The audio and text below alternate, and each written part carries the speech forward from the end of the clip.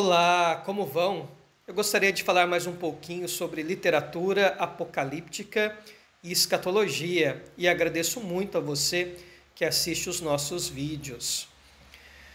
Nós encerramos aquele ciclo do Antigo Testamento, muito mais voltado para o livro de Daniel, e agora vamos iniciar falando um pouquinho no Novo Testamento.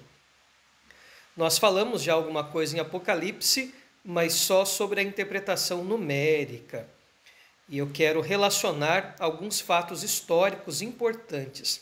Assim como em Daniel, eu propus que eventos históricos que são determinantes para a literatura apocalíptica em Daniel, assim no Novo Testamento nós temos eventos históricos que vão culminar de maneira muito importante para interpretarmos o Apocalipse. Inclusive, aqueles discursos escatológicos, aqueles discursos apocalípticos de Jesus nos evangelhos.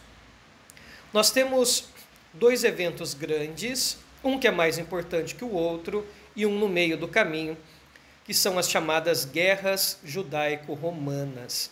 Guerras judaico-romanas.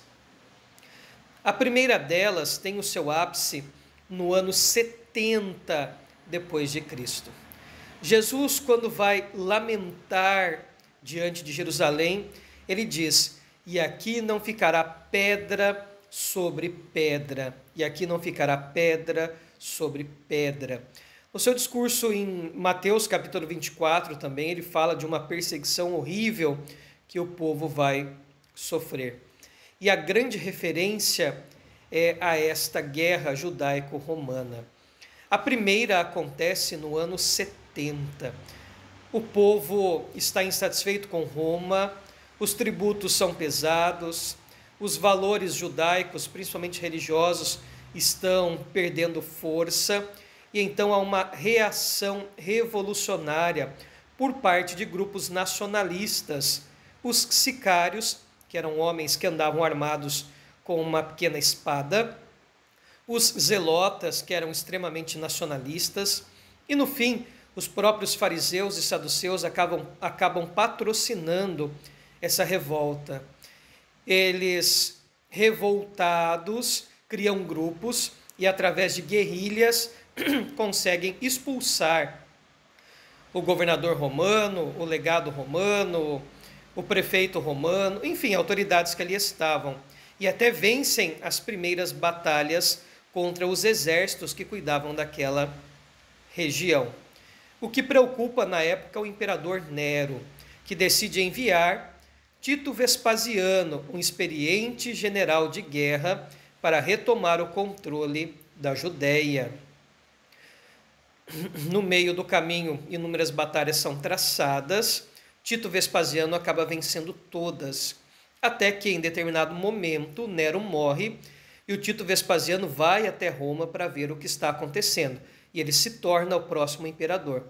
Mas o filho dele, também chamado Tito Vespasiano, dá continuidade à guerra, cerca Jerusalém, o Tito Vespasiano filho, até que no ano 70 os soldados judeus já não aguentam mais a guerra, estão exaustos, morrendo de fome, de doenças, enfim. Eles estão presos dentro de Jerusalém. Roma está cercando Jerusalém, de maneira que ninguém entra e ninguém sai. Também não entra alimento, não entra medicamento, enfim. Até que no ano 70 eles sucumbem, Roma invade, a destruição do templo e inúmeras mortes acontecem.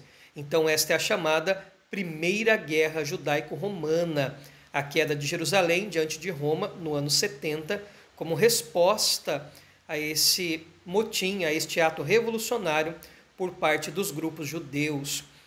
Depois nós vamos até gastar um tempinho para falar um pouco sobre cada grupo, mas não é o mais interessante para a literatura apocalíptica, tá? Seria mais um detalhe histórico. Para a literatura apocalíptica é entender que a maioria das vezes dos discursos de Jesus falando sobre uma grande tribulação, uma grande perseguição, bem como as grandes perseguições e tribulações e dores que o povo encara, descritos até no livro do Apocalipse de João, estão relacionados a estes eventos das guerras judaico-romanas. Houve mais uma, e depois nós vamos falar sobre ela.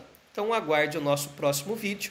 Decore hoje, no ano 70 depois de Cristo, a queda de Jerusalém diante de Roma é importante para o apocalipse do Novo Testamento, não só do livro, mas os pequenos apocalipses espalhados pelas cartas e também pelos evangelhos. Que Deus lhe abençoe muito.